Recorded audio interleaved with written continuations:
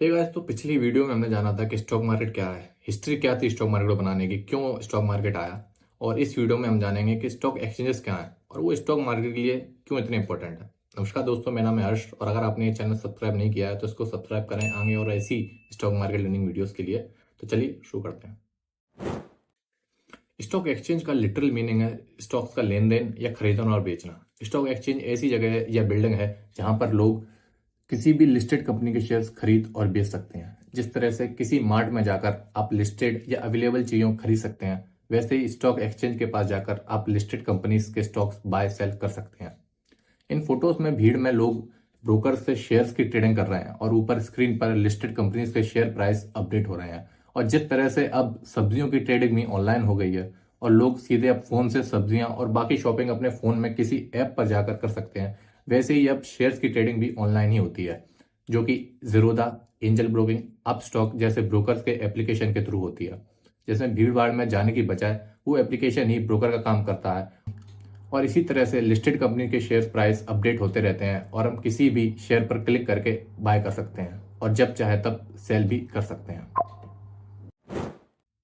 Almost हर country में stock exchanges होते हैं। जैसे अमेरिका का स्टॉक एक्सचेंज है the New York stock exchange, Japan का स्टॉक एक्सचेंज है द टोक्यो स्टॉक एक्सचेंज। वैसे ही इंडिया में दो मेन स्टॉक एक्सचेंजेस हैं, पहला है बीएससी बॉम्बे स्टॉक एक्सचेंज और दूसरा है एनएससी नेशनल स्टॉक एक्सचेंज। पहले जानते हैं हम बीएससी बॉम्बे स्टॉक एक्सचेंज के बारे में। बीएससी एशिया का सबसे पुराना और दुनिया का 10वां सबसे पुराना स्टॉक एक्सचेंज है। बॉम्बे स्टॉक एक्सचेंज स्टेब्लिश हुआ था आज से करीब 150 साल पहले 1875 में और इसके फाउंडर थे मिस्टर प्रेमचंद रॉयचंद जैन जी, जो कि रुई कॉटन का बिजनेस करते थे।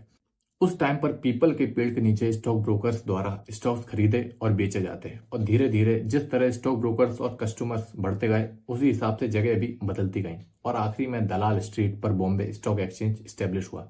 और आज मुंबई स्टॉक एक्सचेंज पर 5,000 से भी ज्यादा कंपनीज लिस्टेड है और बीएससी दुनिया का 8वां सबसे बड़ा स्टॉक एक्सचेंज भी है।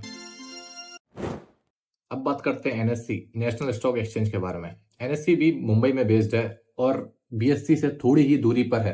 एनएससी शुरू हुआ था 1993 में हर्षद मेहता स्कैम के बाद, जो कि 1992 में सामने आया था। एनएससी के शुरू होने के एक साल के अंदर ही एनएससी का डेली टर्नओवर बीएससी के डेली टर्नओवर से ज्यादा हो गया और इंडियन स्टॉक मार्केट का सबसे इंपॉर्टेंट पार्ट बन गया, जिसमें 2000 से भी ज्यादा कंपनीज लिस्टेड है और डेरिवेटिव कॉन्ट्रैक्ट्स की ट्रेडिंग में दुनिया में नंबर 1 पर है और साथ ही दुनिया का 7वां सबसे बड़ा स्टॉक एक्सचेंज भी है। और इन दोनों एक्सचेंजेस के साथ में पूरे इंडियन स्टॉक मार्केट को रेगुलेट करता है सेबी। तो आइए समझते हैं सेबी क्या है और ये क्या काम करता है।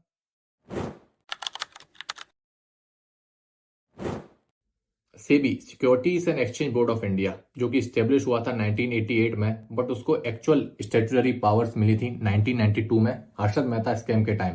सेबी अपनी पावर्स डिराइव करता है सेबी एक्ट 1992 से और मिनिस्ट्री ऑफ फाइनेंस के अंडर आता है।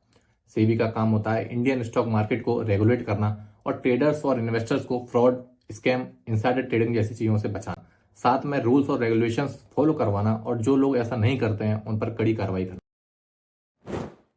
सेबी स्टॉक मार्केट की सबसे छोटी कंपनी से ले तक निफ्टी 50 और सेंसेक्स पर नजर रखती है। निफ्टी 50 और सेंसेक्स क्या है, इसकी वीडियो आने वाली है, अगली वीडियो इसी टॉपिक पर होगी। और अगर आपने ये चैनल सब्सक्राइब नहीं किया है तो इसे सब्सक्राइब करें आगे और ऐसी स्टॉक मार्केट लर्निंग वीडियोस के लिए। Thank you.